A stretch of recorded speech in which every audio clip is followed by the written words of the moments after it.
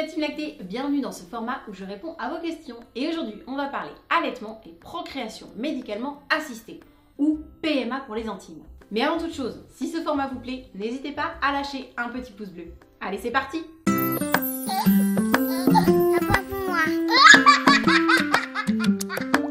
Sais-tu s'il est facile d'allaiter après une PMA? PMA, pour que tout le monde situe, c'est la procréation médicalement assistée. Je vous fais pas un dessin, vous voyez le concept. Alors, il existe peu de données par rapport à l'impact sur l'allaitement après une procréation médicalement assistée. Mais une étude de 2013, dont je vous mets le lien en barre d'infos, a évalué le vécu des femmes devenues mamans après une PMA, sur le plan de leur accouchement et de leur allaitement. Cette étude a été menée sur 12 femmes. 9 d'entre elles ont pu être suivies après la naissance de leur bébé et 3 ont été suivies juste après leur accouchement. 7 d'entre elles étaient ce qu'on appelle des primipares, c'est-à-dire des mamans avec un premier bébé. Pour la plupart, la PMA était leur seul moyen d'avoir un enfant. Certaines d'entre elles ont suivi des traitements avant d'arriver à être enceintes et certaines avaient fait plusieurs fausses couches avant. Toutes ont eu des grossesses à déroulement normal. Elles espéraient toutes que l'accouchement se passerait bien, même si le fait d'avoir un bébé en bonne santé était finalement leur priorité absolue. Leur décision concernant leur mode d'accouchement a été grandement influencée par les recommandations de leur obstétricien. De fait, la majorité d'entre elles ont accouché par césarienne, qu'elles soient programmées ou effectuées après un début de travail.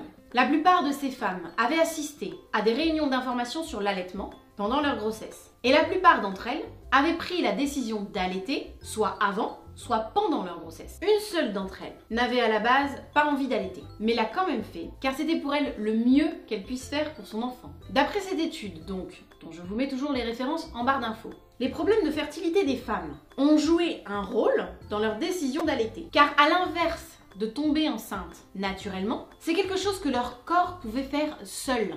Et cela venait contrebalancer le parcours des PMA et de la césarienne. Pendant l'étude, au moment de l'entretien postpartum, la moitié des mères allaitaient exclusivement. Les autres allaitaient en mixte. Pour 4 d'entre elles, c'était en raison d'une faible production lactée. L'étude ne dit pas en quoi, pourquoi leur production lactée était faible. Certaines mamans avaient trouvé le démarrage de l'allaitement difficile, alors que d'autres l'avaient estimé plus facile que ce qu'elles s'étaient imaginé. Quelques-unes avaient jugé que les informations prénatales avaient été utiles, mais quelques autres ont déploré la vision trop idyllique vendue lors de ces mêmes cours et qu'on ne leur avait pas assez parlé des difficultés qu'elles pourraient rencontrer. L'étude révèle que pour toutes les femmes, leurs difficultés de parcours de PMA et la césarienne leur donnaient l'impression d'une totale perte de contrôle sur leur corps et que de ce fait, allaiter leur donnait le sentiment de reprendre le dessus, de devenir actrices de leur maternité. Elles étaient motivées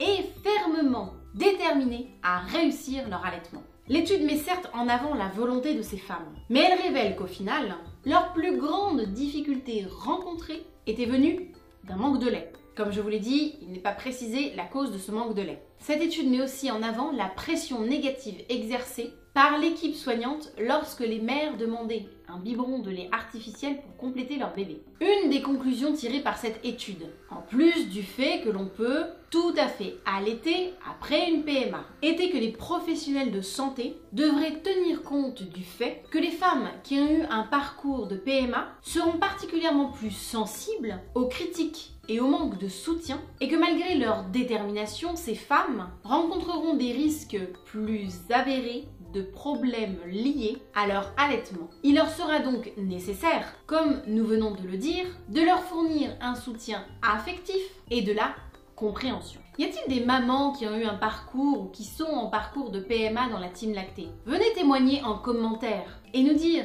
comment s'est passé pour vous votre allaitement ou ce que vous en imaginez. Bon, et si jamais vous vous posez une question, n'hésitez pas à faire un tour sur la chaîne, peut-être que j'y ai déjà répondu dans une précédente vidéo.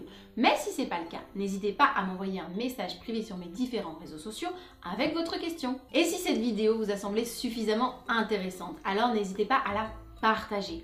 Ou simplement à la liker, ou à laisser un petit commentaire. Même un petit cœur, ça me suffit pour me montrer que vous soutenez mon travail. Allez, c'est tout pour moi pour cette vidéo. Et si le bijou, les bijoux au lait maternel que je porte aujourd'hui vous intéressent, eh bien je vous mets le lien en barre d'infos. Sur ce, moi, je vous fais des gros bisous. Je vous souhaite une belle voie lactée et je vous dis à dimanche pour la vidéo. Ciao!